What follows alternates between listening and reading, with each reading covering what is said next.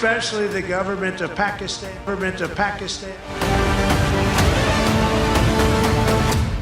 And I want to thank especially the government of Pakistan for helping arrest this monster. उम्मीदें ये वाबस्ता थी लोगों को कि शायद ट्रंप जब मुंह खोलेगा पाकिस्तान के मुतालिक तो कहेगा खान को रिहा करो, लेकिन ऐसी क्या वजूहात हुई है कि जब ट्रंप ने पाकिस्तान का लफ्ज़ इस्तेमाल किया तो पाकिस्तान का शुक्रिया अदा किया. And I want to thank especially the government of Pakistan for helping arrest this monster. This was a very momentous day for those 13 families who I actually got to know very well, most of them, whose children were murdered, and the many people that were so badly, over 42 people, so badly injured on that fateful day in Afghanistan. What a horrible day. एक बहुत ही तहलका अंगेज और एक ख़तरनाक किस्म की कहानी के जिसने इस पूरे खत्ते को न सिर्फ दहशत की लपेट में लेकर रखा है, बल्कि उससे भी बढ़कर ये कि आखिर ये मोहम्मद शरीफुल्लाह उर्फ जाफ़र कौन सा ऐसा शख्स है कि जिसके लिए पाकिस्तान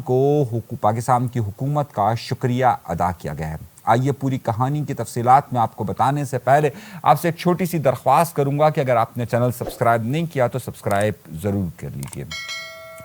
अमरीकी हुक्काम के और ट्रंप इंतज़ामिया के हल्फ उठाने के फ़ौरन बाद, यानी कि जिस दिन ट्रंप ने हल्फ उठाया उसके 2 रोज़ के बाद एक बहुत ही अहम शख्सियत यानी कि CIA के उस हेड को जिसे ट्रंप ने खुद नामज़द किया था, उस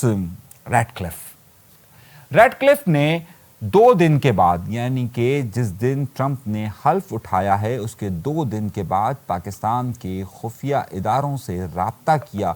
और कहा कि हमें हर सूरत में मोहम्मद शरीफुल्लाह उर्फ जाफ़र चाहिए.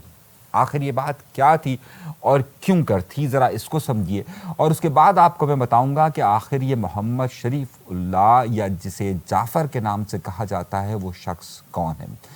3 वाक़यात को अलहदा कर देखते हैं, आपको ये कहानी आराम से समझ में आ जाएगी. सबसे पहले लेते हैं मोहम्मद शरीफुल्लाह जाफ़र को. शरीफुल्लाह जाफ़र के मुतालिक ये कहा जाता है कि तालिबान के अगेंस्ट एक बनने वाला बहुत बड़ा ग्रुप जिसे दाइश कहा जाता है, ये ग्रुप जो कि एक ज़माने में इराक़ और शाम के अंदर बहुत ज़्यादा सरगर्म था, इस दाइश ग्रुप ने जितनी तेज़ी के साथ सरगर्म था उसके साथ साथ उसने उसी दौरान अपना एक नया चैप्टर खोला कि जिसका नाम खुरासा था. खुरासा चैप्टर में पाकिस्तान, अफ़गानिस्तान, इंडिया और ईरान वगैरह सब शामिल है और उस चैप्टर का मेन मरकज़ उन्होंने अफ़गानिस्तान के अंदर बनाया. तालिबान की पॉलिसी से हटकर एक सख्त गिर दाइश ने वहाँ पर अपने कदम जमाना अमरीकी हुक्काम और अमरीकी इंतज़ामिया के दौर में ही शुरू कर दिए थे. कहा उस ज़माने में ये इल्ज़ाम आयद किया जाता था कि शायद तालिबान को ज़द करने के लिए या तालिबान के अपोजिट एक ग्रुप तैयार किया जा रहा है, लेकिन बाद में ये बात सामने आई कि ये ग्रुप न सिर्फ तालिबान के लिए ख़तरा बनता गया बल्कि उसके साथ साथ अमरीकी हुक्काम के लिए भी ख़तरे की घंटियाँ बजना शुरू हो चुकी. इस दाइश ग्रुप की उस वक्त यानी कि सन 2021 में 15 अगस्त 2021 में जब अमेरिका का इनखला हुआ उससे पहले ही उसके कदम बहुत ज़्यादा मजबूत हो चुके थे और आज के वक्त में अगर देखिए तो इस दौर में दाइश ने अब तक तालिबान के कई अहम रहनुमाओं को हलाक किया और उस पर तालिबान के कई अहम रहनुमाओं पर खुदकुश हमले किए. यहाँ तक कि पिछले दिनों पाकिस्तान के अंदर होने वाला हमला जिसमें मौलाना हामिद साहब, हामिद उल हक साहब जो कि समीउल हक साहब के फर्जंद थे, अखवाड़ा खटक के अंदर जो हमला हुआ उसके अंदर भी मुबैना तौर पर दाइश का ही फैक्टर को कहा जाता है. जबकि एक और हक्कानी साहब, साजुल हक्कानी साहब के फर्जंद पे भी जो हमला हुआ उसमें भी दाइश का ही नाम लिया जा रहा है. बहरहाल ये दाइश में कई पाँव बहुत ज़्यादा मजबूत थे. सन सितंबर 2019 में उस वक्त की जो अफ़गान हुकूमत थी और जो उसकी कौमी सलामती का डायरेक्टोरेट था उसने इस मोहम्मद शरीफुल्लाह जाफ़र को गिरफ़्तार किया और उस मोहम्मद शरीफुल्लाह जाफ़र को गिरफ़्तार करने की सबसे बड़ी वजह ये थी कि उस वक्त ये दाइश खुरासा का कमांडर समझा जाता था और इस तंजीम के रहनुमा यानी शहाबुल महाजिर के बहुत ज़्यादा करीब समझा भी जाता था और वो उसके करीब था भी. सन 2019 में इसकी गिरफ्तारी अमल में लाई और उसके बाद दाइश के हमलों में उसका सिलसिला उसके बावजूद भी जारी रहा.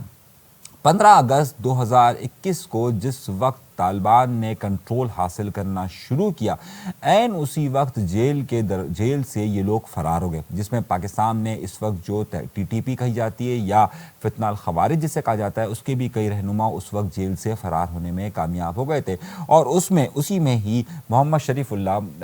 عرف جعفر بھی وہاں سے فرار ہونے میں کامیاب ہو گیا تھا۔ جس وقت انخلا کا وقت ہو رہا تھا اور امریکن بیس پر امریکی فوجی موجود تھے اور افغانستان کے ان افغانیوں کی تعداد بے تحاشا موجود تھی جو کہ اس وقت انخلا چاہ رہی تھی، عین اسی وقت ایک شخص اس کے اندر داخل ہوتا ہے، اور داخل ہونے کے فوراً بعد وہ بم بلاسٹ ہوتا ہے جس میں 13 امریکی فوجی اہلکار اور اس 13 امریکی فوجی اہلکار کے ساتھ تقریباً 160 افغانی شہری اس واقعے میں شہید ہوئے تھے۔ عبدالرحمن اللوگاری یہ وہ شخص تھا کہ جس کی پہچان ہوئی تھی، اور وہ داعش کا بڑا اہم کمانڈر تصور کیا جاتا تھا کہ جس نے وہاں پر یہ خودکش حملہ کیا تھا۔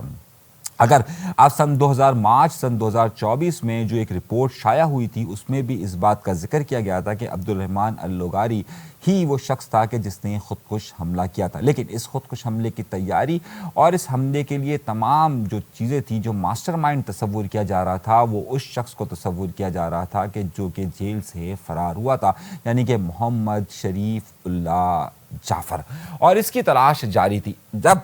اور آپ کو یاد ہوگا کہ جب ٹرمپ انتظامیہ نے حکومت سنبھالی یا حکومت سنبھالنے سے پہلے جو الیکشن ہو رہے تھے، اس دوران انہوں نے جو بائیڈن کی اس پالیسی کی سخت تنقید کی تھی کہ ایک دم سے امریکہ کو اس طریقے سے وہاں سے باہر نہیں نکلنا چاہیے تھا، اور مختلف خطاب کے دوران انہوں نے کہا تھا کہ جو 13 امریکی فوجی ہلاک ہوئے ان کا بدلہ ضرور لیا جائے گا۔ اسی وجہ سے جیسے ہی ٹرمپ انتظامیہ حکومت میں آئی تو انہوں نے ان کے CIA کے چیف یعنی کہ ریڈ کلف نے فوری طور پر رابطہ کیا ٹرمپ کے کہنے پر پاکستانی حکام سے، اور انہوں نے کہا کہ ہمیں ہر صورت میں، ہم بھی اپنی تحقیقات کر رہے ہیں، آپ بھی تحقیقات کیجیے، اور ہمیں ہر صورت میں یہ معاملہ حل کرنا ہے اور ہمیں محمد شریف چاہیے۔ اچھا، کیونکہ ٹرمپ انتظامیہ اس وقت جو اعلانات انہوں نے کیے تھے، چاہے اس میں چین، میکسیکو اور کینیڈا کی جو مختلف پروڈکٹس ہے اس پر ہیوی یعنی چارجز لگانا ہو، یا دیگر ان کی پالیسی ہو، یہاں تک کہ یوکرین کے حوالے سے پالیسی ہو، افغانستان کے اندر پالیسی ہو، ان سب پر ان کا سخت موقف ہے۔ آج کانگریس سے ان کا پہلا خطاب تھا، اور اس خطاب کے دوران انہوں نے یہ بات کہی کہ ہم ایک اہم ملزم کو جو کہ امریکن اڈے پر حملے میں ملوث تھا اس کو پکڑ لیا گیا، اور اس حوالے سے میں پاکستان کا شکریہ ادا کرتا ہوں۔ اب پاکستان کے شکریہ ادا کرنے کی وجہ کیا سامنے آ رہی ہے، ذرا اس کو ہم آگے لے کر چلتے ہیں، اور پھر میں آپ کو مزید اس حوالے سے بتاتا ہوں کہ کیا ہوا۔ CIA کے جو سربراہ تھے ریڈ کلف، جس طرح میں نے آپ سے کہا کہ ان کی ملاقات دوسرے دن ہی انہوں نے رابطہ کیا تھا پاکستانی حکام سے کہ اس حوالے سے ہو۔ انہوں نے ابھی تک جو افغانستان کا پورا علاقہ ہے اس میں امریکن جاسوسی کا نظام اسی طریقے سے کام کر رہا ہے جس وقت امریکہ کا وہاں پر معاملہ تھا، اور امریکہ اس وقت بھی آپ کو معلوم ہے مختلف ڈرون اٹیکس کرتا تھا، مختلف چیزیں کرتا تھا، ان کا ایک نیٹ ورک موجود ہے۔ امریکن CIA کو مکمل طور پر اس طرف لگایا گیا کہ محمد شریف کا پتہ لگایا جائے۔ ایک بہت ہی اہم ویب سائٹ ہے، اس ویب سائٹ کو انٹرویو دیتے امریکی اہلکار نے یہ بات کہی ہے کہ ہم یہاں پر CIA اور FIA نے اور FBI نے اس حوالے سے کام کرنا شروع کیا، اور کام کرتے کرتے آج سے 15 دن پہلے ہمیں صحیح لوکیشن کا اندازہ ہوا کہ یہ لوکیشن کہاں پر ہے اور یہ محمد شریف جعفر کہاں پر موجود ہے۔ اس کے بعد اس انفارمیشن کا ٹرانسفر کیا گیا اور مدد لی گئی پاکستان کے خفیہ اداروں سے، اور ان سے کہا گیا کہ جناب ہمیں یہ معلوم ہوا ہے کہ یہ پاکستان اور جو افغانستان ہے اس کی بارڈر پر، یعنی کہ جو بلوچستان ہے اس کی اور اس وقت افغانستان کی بارڈر کے پاس یہ موجود ہے، اور ہمارے پاس یہ بالکل صحیح لوکیشن ہے۔ پاکستان کے حکام نے محمد شریف الجعفر کو گرفتار کیا، اور گرفتار کرنے کے بعد اسے امریکی حکام کے حوالے کیا گیا۔ جس وقت اس کی گرفتاری کی کنفرمیشن پاکستانی حکام نے کی تو امریکن اہلکار نے جو انٹرویو دیا ہے اس کے مطابق جو امریکن CIA کے سربراہ ریڈ کلف اور FBI کے سربراہ جو ہیں وہ دونوں CIA کے ہیڈ کوارٹر پہنچے، اور CIA کے ہیڈ کوارٹر پہنچ کر پاکستان کے خفیہ ادارے کے سربراہ سے گفتگو کی اور ان کا شکریہ ادا کیا۔ 5 तारीख यानी कि जब मैं प्रोग्राम कर रहा हूँ, आप इस वक्त ये प्रोग्राम रिकॉर्ड देख रहे हैं, अब से कुछ देर के बाद ये अमेरिका पहुँच चुका है और हमारी इतलात के मुताबिक अब से कुछ देर के बाद वर्जीनिया की अदालत में इसे पेश किया जाना है। जो अब तक की इन्वेस्टिगेशन इसके साथ हो चुकी है और BBC जो इस बात को रिपोर्ट कर रहा है, इस रिपोर्ट के मुताबिक मोहम्मद शरीफ अल जाफ़र ने अब्दुल रहमान अल लगारी कि जिसने वो अटैक किया था उसको पहचान लिया और कहा है कि मैं बिल्कुल इसे जानता हूँ। और उस इब्तदाई तफ्तीश के दौरान मोहम्मद शरीफ ने ये कहा है कि जी मैंने उसे वहाँ पर सहूलियत दी थी। अहम बात ये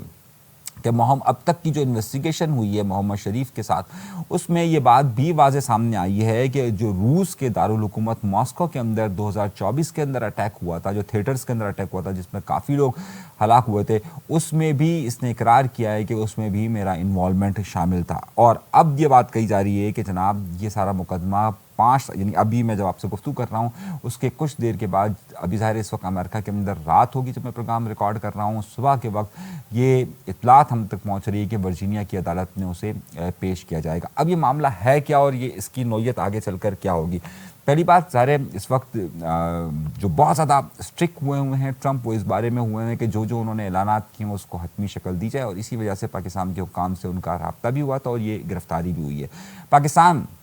और के मतलब जो बात ट्रंप की कही जा रही थी कि जनाब नहीं वो पाकिस्तान की मौजूदा हुकूमत के साथ बड़ा सख्त रवैया अपनाएगा, ऐसा सूरत हाल होती हुई नज़र नहीं आ रही है। उसकी वजह यह है कि इस वक्त इस जो खत्ते की सूरत हाल है उसमें पाकिस्तान, ट्रंप को आप यकीनी तौर पर यह कह सकते हैं कि बड़े गैर मुतवक्के शख्स हैं, लेकिन ट्रंप इतने भी गैर मुतवक्के नहीं है। उसे मालूम है कि इस वक्त किस मुल्क को छेड़ना है और किस मुल्क को नहीं छेड़ना है। तो इस सारी सूरत हाल में क्या आइंदा दिनों के अंदर पाकिस्तान में जिस तरीके से खुदकुश हमले हो रहे हैं और जो दहशतगर्दी की आग भड़क रही है, इस आग को भड़कने के साथ साथ जो अमेरिका के मामला आते हैं वो कहाँ तक हल होंगे, आइंदा दिनों के अंदर ये सारी सूरत हम आपको सामने पेश करते रहेंगे। हमने एक छोटा सा आपको रिपोर्ट किया है अभी कि क्या हुआ है, किस तरह हुआ, इस पर तज्जिया हम अपने किसी अगले प्रोग्राम के अंदर देंगे। अभी के लिए अनीस पंसूरी को दीजिएगा इजाज़त। अगर आपको कोई चीज़ पसंद आई हो तो चैनल ज़रूर सब्सक्राइब कीजिए, अपने कमेंट ज़रूर दीजिएगा। इजाज़त दीजिए, अल्लाह ने के पास।